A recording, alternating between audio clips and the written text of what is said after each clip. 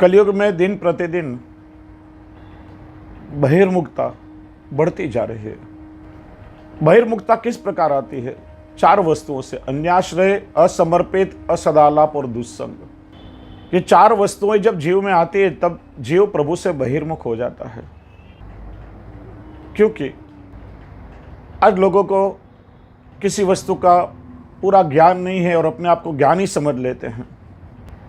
कई लोग अंधश्रद्धाओं के कारण गलत गलत उपाय करने लगते हैं, मूल मार्ग से विचलित हो जाते हैं। उनको बहकाने वाले भी बहुत मिल जाते हैं।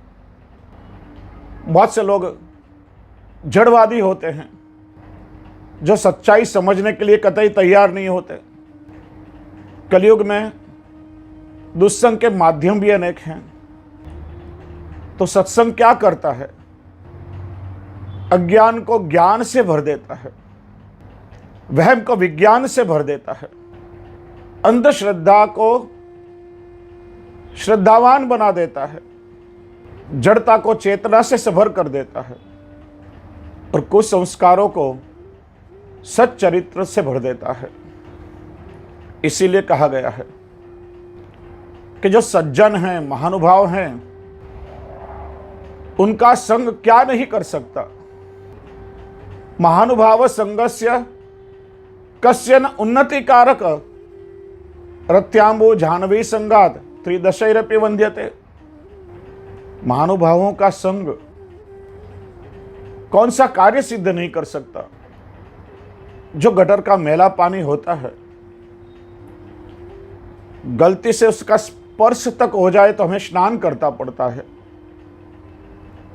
वह मैला पानी यदि गंगा जी में मिल जाए तो वह भी गंगात्मक स्वरूप धारण कर लेता है, स्वयं गंगारूप हो जाता है, स्नान और पान करने के लायक पवित्र हो जाता है। इसी तरह से किसी मामूली व्यक्ति को, आम व्यक्ति को महान व्यक्ति का संग मिल जाए तो दुर्लभ वस्तु भी उसके लिए सुलभ हो जाती है। कलयुग में सत्संग बड़ा दुर्लभ है, क्योंकि 10 दिशाओं से दुस्संग आक्रमण कर रहा है। आज कई माध्यम है दुस्संग के, कई द्वार हैं हमारे में दुस्संग प्रवेश कराने के। नेत्र से किसी के दोष दिखाई दिए, मन में अभाव आ गया, जीव अपने मार्ग से विचलित हो गया। कर्ण से किसी की निंदा सुनी, मन में अभाव आ गया, जीव प्रभु से विमुख हो गया। वाणी से किसी की निंदा की, मुखरता दोष लग गया। आज टीवी, मीडिया, कई ऐसे चैनल हैं। देखिए, टीवी या मीडिया या कोई भी माध्यम गलत नहीं होता है, लेकिन उसका इस्तेमाल हम किस प्रकार से करते हैं यह हमारी पात्रता पर निर्भर करता है। छुरी भी एक माध्यम है। छुरी गलत माध्यम नहीं है, लेकिन किसी मवाली के हाथ में छुरी दे दी जाए तो किसी का कत्ल कर देगा, और वही छुरी किसी डॉक्टर के हाथ में जाएगी तो ऑपरेशन करके किसी को वह जीवन दान प्रदान करेगा। माध्यम कभी भी गलत नहीं हो सकता। टीवी में कई चैनल आती हैं जो हमें अच्छे संस्कार देती हैं, ज्ञान विज्ञान का प्रसारण होता है, लेकिन ऐसे संस्कारी चैनलों को देखने के बजाय आज लोगों को असंस्कारी चैनलों को देखने में ज़्यादा रस होता है। इसलिए सत्संग दुर्लभ है।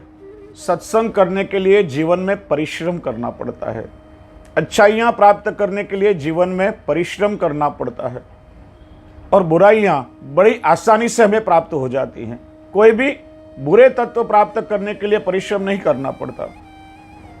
जैसे कोई व्यक्ति रोगी हो, किसी को कोई ऐसा रोग हो जाए, यदि हम उसके बाजू में बैठे हैं तो उसके सांस के माध्यम से भी उसका रोग हमारे में संक्रमित हो सकता है। जैसे आजकल कोरोना से सब लोग भयभीत हो रहे हैं, दूरी रखनी पड़ती है ऐसे लोगों से। इसमें हमें कोई प्रयत्न नहीं करना पड़ता है, बड़ी आसानी से रोग संक्रमित हो जाता है। लेकिन कोई बलवान व्यक्ति हो, पहलवान व्यक्ति हो, उसके बाजू में बैठने मात्र से हम पहलवान नहीं हो सकते। उसके लिए वर्जिश करनी पड़ती है, परिश्रम करना पड़ता है। अच्छे तत्व प्राप्त करने के लिए हमेशा परिश्रम करना पड़ता है।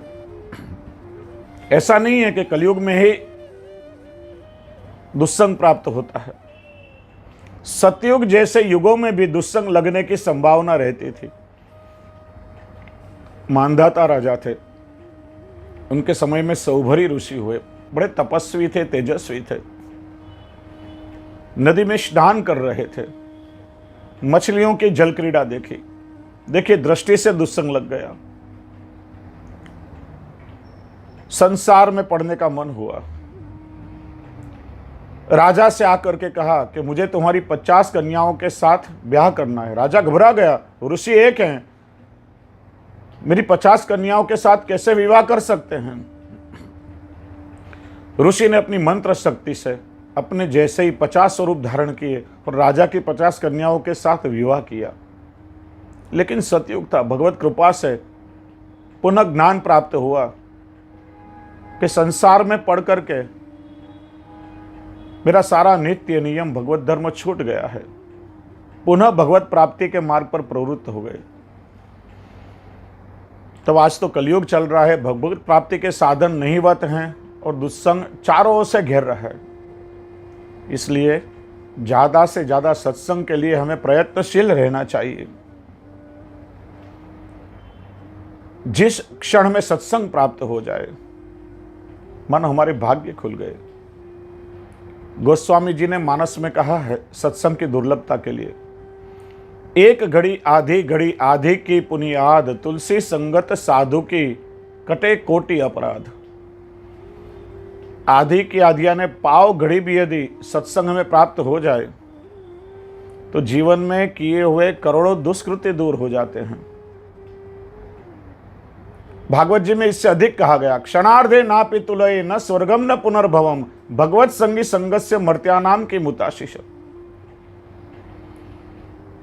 भगवान का कोई भक्त ही नहीं, भगवान के भक्त का भी यदि आधी क्षण के लिए हमें सत्संग प्राप्त हो जाए तो उस सत्संग के क्षण के साथ स्वर्ग सुख या मोक्ष सुख के भी हम तुलना नहीं कर सकते। ऐसी दुर्लभ वह संग में प्राप्त होती है सत्संग की क्षण। तो उस जीव के भाग्य का क्या कहा जाए। जिस प्रकार से स्वर्ग का अमृत इस पृथ्वी पर दुर्लभ है, उसी प्रकार से सत्संग भी दुर्लभ है। अमृतस्य प्रकारोयम दुर्लभ साधु संगम। इसीलिए कहता हूं नित्य सत्संग करने का आग्रह रखो आप सब। वैष्णव का तो निर्वाह ही अनवसर के समय में भगवत लीला के गुणगान द्वारा होना चाहिए। देखिए, जो हम ठाकुर जी की सेवा करते हैं, सन्मुख में प्रभु विराजते हैं, तो उस समय ठाकुर जी के साथ संयोग रस का अनुभव होता है। और जब प्रभु को अनवसर हो जाते हैं तो उस समय भगवत लीलाओं का गुणगान चिंतन करके और विप्रयोग का अनुभव करना चाहिए। तो दोनों प्रकार से हमारी सन्मुखता इस कलयुग में बनी रहेगी। श्रीमद् भागवत जी में प्रसंग आता है, प्रभु जब गौचारण करने के लिए वन में पधारते थे, गोप्यम कृष्णे वनम याते तमनुद्रुत चेतस, कृष्ण लीला प्रगायन्त्यो निर्दुखे न वासरात। प्रभु जब गौचारण करने के लिए वन में पधारते थे, उस समय सारी गोपियां वेणु गीत, युगल गीत आदि का गान करके और विप्रयोग का अनुभव करती थी। इस तरह से वैष्णव का भी यह कर्तव्य है कि प्रतिदिन नित्य सत्संग करने का आग्रह में रखना चाहिए, क्योंकि इस कलयुग में सत्संग अमृत तुल्य है। श्रीमद् भागवत जी में प्रसंग आता है, हजारों वर्षों पहले की घटना है। गंगा जी का परम पावन रमणीय तट था।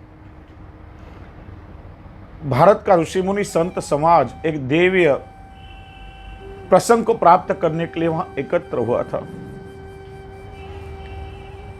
अभिमन्यु के पुत्र महाराज परीक्षित अनशन व्रत धारण करके कथा श्रवण करने के लिए तत्पर हुए थे और सुखदेव जी महाराज कथा का प्रसंग प्रारंभ करें इससे पहले घटना घटी। स्वर्ग के देवगण अपने हाथ में अमृत का कुंभ लेकर के वहां आए। सुखदेव जी से विनंती की, महाराज हम एक विनिमय के लिए आए हैं, आपसे थोड़ा व्यापार करना है। देखिए, देवताओं की बुद्धि शुद्ध नहीं थी, कुछ स्वार्थ वृत्ति लेकर के आए थे। यदि शुद्ध भावना लेकर के श्रोता बन करके आते तो उन्हें अवश्य श्रीमद् भागवत कथा श्रवण करने का लाभ प्राप्त होता,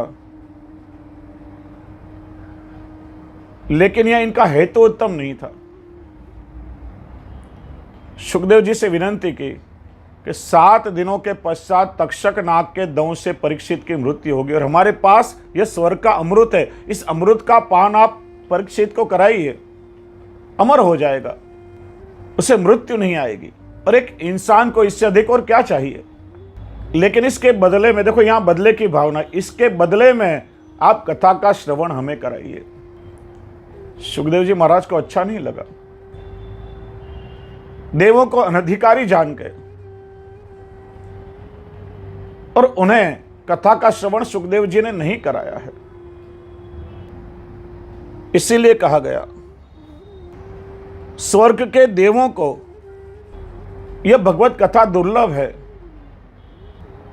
न यत्र वैकुंठ कथा सुधापगा, न साधवो भागवता सदाश्रया, न यत्र यज्ञेश मखा महोत्सवा सुरेश लोके नवैस सेव्यता। अरे, स्वर्ग के देवों को सत्संग दुर्लभ है। स्वर्ग में सत्संग और कथा कहां? अरे, सच्चा स्वर्ग तो जहां प्रभु की लीला का गुणगान होता है वहीं प्राप्त हो जाता है। नहीं तो स्वर्ग के देवगण भी प्रभु से बारंबार प्रार्थना करते हैं कि हे प्रभु, यदि हमारे किसी पुण्य कर्मों के उदय हो जाएं तो हमें भी इस भारत की भूमि में वैष्णव कुल में अवतार देना, जिससे आपकी कथा का श्रवण करने का लाभ हमें भी प्राप्त हो जाए। देखिए, सत्संग का महत्व बताया है।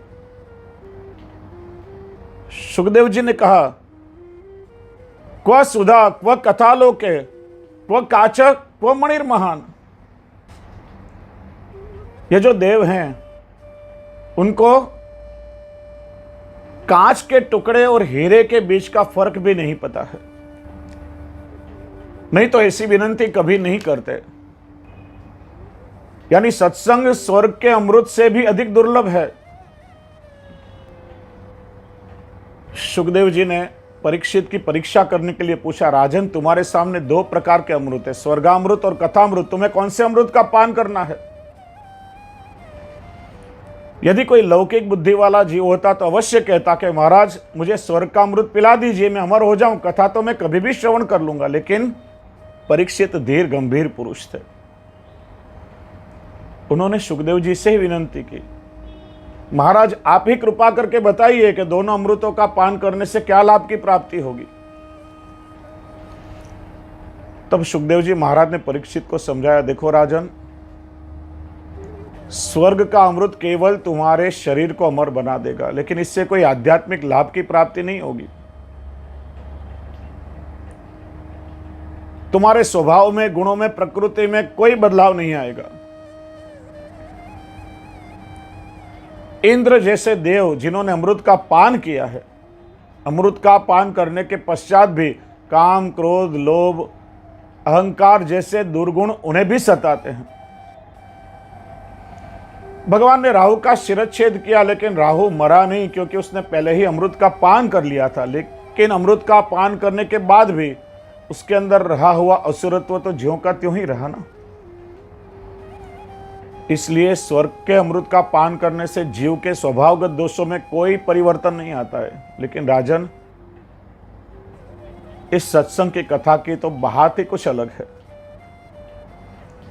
तुम्हारे शरीर को भले अमर ना बनावे, लेकिन तुम्हें जीवात्मा के अमर्त्य स्वरूप का ज्ञान करा देगा। तुम्हारे अंदर जितने भी दुर्गुण है, काम, क्रोध, लोभ, मोह, मत्सर, अहंता, ममता, सारे दुर्गुणों को यह मूल में से उखाड़ करके बाहर फेंक देगा। तुम्हें शुद्ध बनाएगा, बुद्ध बनाएगा, निर्मल बनाएगा। तुम प्रभु की कृपा के पात्र हो जाओगे। और जब अपने गुरु के मुख से कथामृत का रहस्य जाना तो परीक्षित ने भी स्वर्ग के अमृत का त्याग किया और कथामृत का पान करने का ही स्वीकार किया है।